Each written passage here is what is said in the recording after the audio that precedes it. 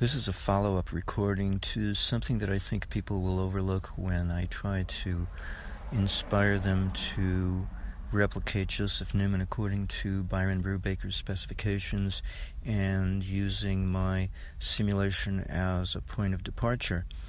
Because I'm afraid people might overlook important intrinsic details about that simulation of mine that Byron never talked about with me, and so I never related to anyone because I felt I didn't have to focus on it. But now that I'm thinking about it, it could be an intrinsic detail. So that it may not be enough to simply say, oh, get a dielectric canister and fill it with helium and wrap the outside of the canister with an open coil and use that to substitute for the permanent rotary magnet or set of magnets. It may not be enough. When I drew the picture on my blog post on Quora of a canister of helium and made in the shape of like an ellipsoid, and I wrapped it with a coil, anybody notice that the wrapping is very widely spaced between each turn? And I've been thinking about that recently, well, yesterday and today. And then I thought, okay, is that just coincidence? No, it's not. Because then when I think about the simulation that I crafted, I made, on purpose, I chose a self-inductance for the rotor of what I thought was permanent magnets at the time that I designed it to be very low in self-inductance. By comparison, because Dr. Hastings didn't say what the inductance of the permanent magnets was, I had to just pick a number and guess. So I guessed it to be very slight because the permanent magnets are not coils. They're bars of iron which has been permanently magnetized. So how do I know how much self-inductance they have? I thought I was challenging myself by picking a low value, but little did I know what I'm about to describe to you may be intrinsically necessary, a requirement to make the Joseph Newman device work, in addition to Byron's suggestion to Joseph Newman. And that is to use as few turns for your open coil surrounding your canister, your dielectric canister of helium, as possible, and have a wide spacing between the turns. I'm beginning to think that might be a requirement. I don't know. Byron never brought it up. I never asked him. I never thought about it. But my simulation has an extremely low self-inductance of the so-called permanent magnet rotor that I thought I was modeling. I made it very small. I also made the voltage input of that rotor extremely small because I figured, okay, I don't know how else to do this. A current source doesn't work, and I have to set, the only thing I know is to set the frequency of rotation, of oscillation, to be somewhere similar to a mechanical device. Now, according to an article I read recently, Joseph Newman said it was 40 revolutions per second. It worked out to be, I think he said it was like 2,600 a minute, and that works out to be a little more than 40 cycles a second. And I had chosen 30. I had just estimated 30, and so I was pretty close to what Joseph Newman said his device rotates at. So that was pretty good guess on my part. I might as well pat myself on the back for that one, so to speak. But still, there's the issue of the self-inductance of that so-called permanent magnet rotor, which, of course, it was not in the case of the devices that were over Unity. And so, one thing I noticed, I was reminded of actually, recently in my simulations using Paul Falstad's simulator, is that getting a great deal of disparity between two coils that have a magnetic coupling between them actually increases the chances of getting over unity. It won't guarantee that you will generate power over and above entropy, but it does bring you closer to the mark. And one of the consequences, in the words of a guy on Wikipedia who actually castigated me, criticized me, so, oh, wow, you're not going to get a high enough coupling between two coils if there's too much disparity between their two self-inductances. And at the time I didn't know enough to respond, so I couldn't. I had to just leave it alone and think that maybe I did something wrong, when in reality it's totally legitimate. Because when you get a great disparity between two self-inductances, an interesting thing happens. Mutual capacitance goes up because you have reduced mutual inductance. The two relations of mutual capacitance and mutual inductance are always there in every case when you have two or more self-inductances associating as a magnetic coupling. It's automatic. You can't avoid it. But what you can regulate or determine is which is going to be dominant and which is going to be recessive, because they are inversely related to each other. So if you have a very low mutual inductance, a very low magnetic coupling between two or more coils, you're automatically going to get an elevated mutual capacitance.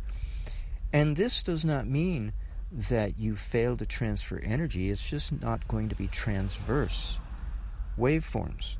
It's going to be longitudinal, magnetodielectric. The space between two wires on an AC transmission line, where the magic happens, as a form of capacitance, parallel capacitance. So, that joins the two wires together in empty space between them. So having a low self-inductance that I simulated for my presumption that I was simulating a permanent magnet rotor for my initial attempt at simulating Joseph Newman's device was not a mistake. The only mistake was following all his directions and giving it a 30 cycle per second oscillation rate, when in fact it needed something much higher. And only when I took it to 100,000 did I get over unity. And then when Byron spoke to me, I realized it's both.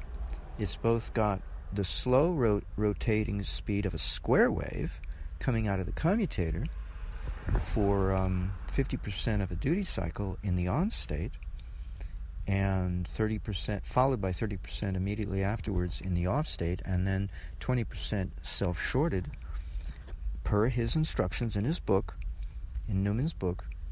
But it also has this other frequency superimposed on top of that one that's a sine wave frequency of very high, I'm assuming sine wave frequency, of very high oscillations, on the order of the magnitude in the ballpark of 100,000 cycles per second, which is 6 million RPM, if it were a rotary mechanical device, which of course it can't be by any standards known to common sense.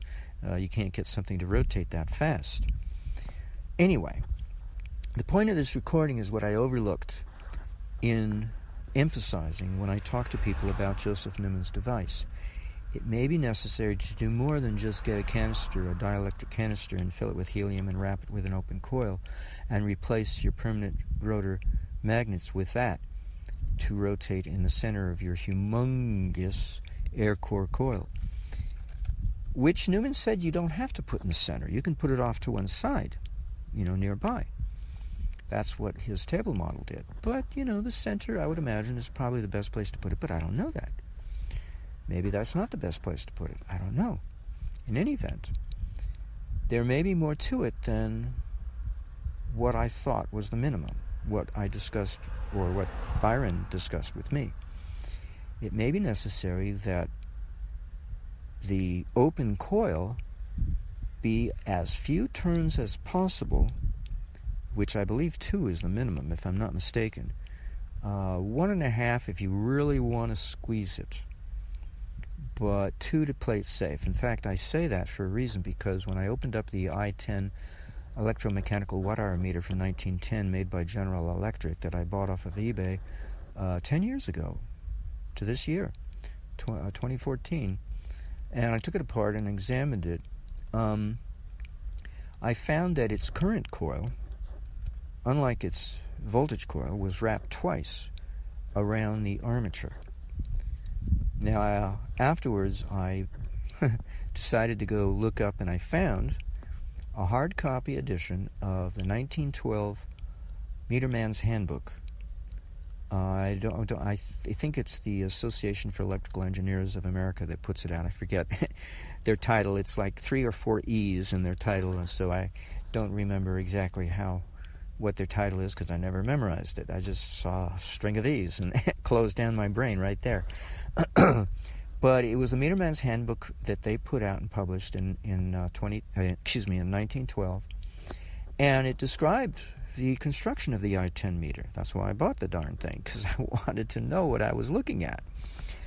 And it said the number of turns of the voltage coil was 700, and it was connected in parallel to the terminals of the electromechanical watt-hour meter, and the current coil was connected in series to a pair of terminals. But I could see it was wrapped twice, not 1.5, not 2.5, but twice. And the voltage coil was a slender insulated wire, while the current wire was heavy gauge. I mean, God, this was like solid core copper. Must have been 10 gauge or something. And its insulation was coming off, I might add. But when I ran it, running experiments, nothing happened. It didn't short out or anything. But it was 2 turns. So I'm guessing then I thought about it, and then I reasoned to myself, you know what?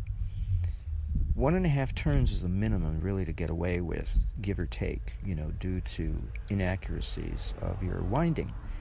And to play it safe, 2 sounds like a good amount, because that's what they did in the I-10 meters, so it sounds like 2 is the minimum. They obviously were going for disparity between their 2 coils. Of course, they were using a very interesting armature for their iron cord transformer winding, and that armature was set into a molded backpiece, cast iron backpiece, that it perfectly fit into without any gaps or spacing after the winding was already put in place upon that armature. And that's why I thought maybe that's the way Paul Falstad's simulator works, that it assumes that this infinitely large block of ferromagnetizable iron is shaped exactly to the size and shape of your transformer that you have the transformer coils set into, so that there's no space outside the coils and certainly no space inside the coils upon which, the core upon which the coils are wound upon. So, but this is very interesting that they built it this way. Anyway, so the point of this recording is that I may have overlooked something to advise you, in case you're thinking of taking my advice to go with it and try to attempt Byron Brubaker's modified version of the flawed original design of Joseph Newman's energy machine. And this may be an intrinsic feature that is not, maybe an oversight for me not to bring it up. And so now I'm bringing it up, just in case, because you never know. It might be a requirement. Now, what it implies is that possibly that if you choose to use bare copper wire to wrap your open coil around your canister of helium, your dielectric canister of helium, and Byron mentioned glass, but it looked to me that Joseph Newman used PVC sewage pipe, quite frankly. Having worked with PVC piping from the hardware store before with end caps, that's the way it looked. It looked like sewage pipe with end caps. But he painted it with some kind of brown paint. And so if I had a guess estimate, I would guess latex-based paint to make sure that winding wire is covered and secretive and, but also insulated so that no arcing occurs between it and the humongous coil surrounding it, because you've got a humongous electrostatic field and you don't want any arcing between the two coils. Trust me. It's not part of my simulation, and I don't think it was part of the original intention of anyone, either Newman or Brubaker's intention to allow arcing to occur between the coils. In fact, arcing, Newman said, is a problem within the commutator, and he suggested, what to do to reduce that. Self-short, have the last 20% of every duty cycle self-short the large coil with itself, but not with ground, but with itself. It's very important that the device of Joseph Newman is never grounded. It must be a floating device, floating apart from ground. It must not be grounded, which means it cannot have any aerials. Because if you start monkeying with aerials, what if you make the mistake of having two plates for your aerials? Now you've got a grounded aerial right there. And you can't ground this thing. So you don't want to make the mistake of having one extended plate or one extended wire acting as an aerial, thinking, I'll, supplement the device with cosmic atmospheric charge. Bad idea. Because the whole thing works the way it was intended and designed to work. If you want to do that, then sure, make a high altitude balloon high enough in the stratosphere to give your device, your replication of Joseph Newman, sufficient voltage to run in place of his batteries. Now that's not a bad idea. Problem is, you'll probably attract lightning, blow up your balloon, and down will come your aerial. So that's probably not a good idea either. Anyway, I just thought I'd throw it out there and then blow that balloon of an idea right then and there. Anyway, I should shut up now.